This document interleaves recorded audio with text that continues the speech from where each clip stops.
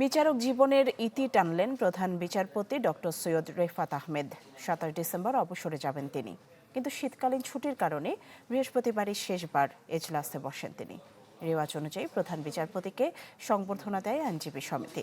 প্রধান বিচারপতি বলেন, সংবিধান বাতিল নয়, জুলাই বিপ্লবের লক্ষ্য ছিল সংবিধানের সাথে সম্পর্ককে বিশুদ্ধ ও জবাবদিহিমূলক করা। দৃঢ়ভাবে কিন্তু খুব সুচিন্তিতভাবে আমরা এই বাস্তবায়নের দিকে এগিয়ে যাচ্ছি। গেল মাসে চ্যানেল 24-এর সাথে একান্ত সাক্ষাৎকারে নিজের আইনি ক্যারিয়ার নিয়ে একথাই বলেছিলেন প্রধান বিচারপতি। তখনও হয়তো ডক্টর সৈয়দ রেফাত আহমেদ ভাবেননি উপসংহার টানা এতটা বিষণ্ণ করবে তাকে এবং তার সাথে যারা দীর্ঘদিন কাজ করেছেন তাদেরও। সানশাইন আটা ময়দা সুজি, ভালোবাসায় তৈরি। দীর্ঘ ২২ বছর ৭ মাস ২১ দিনের বিচারক হিসেবে বৃহস্পতিবার সকাল 10:30টায় শেষবার এজলাসে আসেন প্রধান বিচারপতি। আর্দ্র চোখে নিলেন সংবর্ধনা, বললেন সংবিধান বাতিল করা নয়, জুলাই বিপ্লবের লক্ষ্য ছিল সংবিধানের সাথে বিচার বিভাগের সম্পর্ককে বিশুদ্ধ ও জবাবদিহিমূলক করা।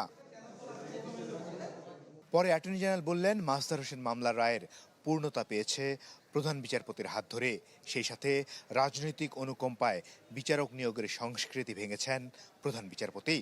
বিচার বিভাগের নিয়োগ প্রক্রিয়ায় যে স্বচ্ছতার প্রয়োজন, সেই স্বচ্ছতাগুলো একটা প্রক্রিয়ার মাধ্যমে, একটা কমিটির মাধ্যমে নিরপেক্ষভাবে করার চেষ্টা করা হয়েছে। আমরা একটা মহাযাত্রায় শুরু করেছি।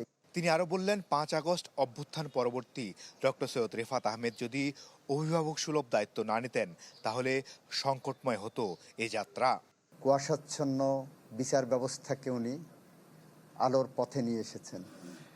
উনি দায়িত্ব নেওয়ার পরে বাংলাদেশ বিচার বিভাগ তার সচিবালয় পেয়েছেন। বিচার বিভাগ যতবার আক্রমণের শিকার হয়েছেন, বারবার উনি প্রমিথিউসের মতো বিচার বিভাগের সামনে দাঁড়িয়ে বিচার বিভাগকে নেতৃত্ব দিয়েছেন। ইতিহাস ওনাকে বাংলাদেশের ঝঞ্ঝা বিক্ষুব্ধ সময়ে প্রমিথিউস হিসেবে রাখবে।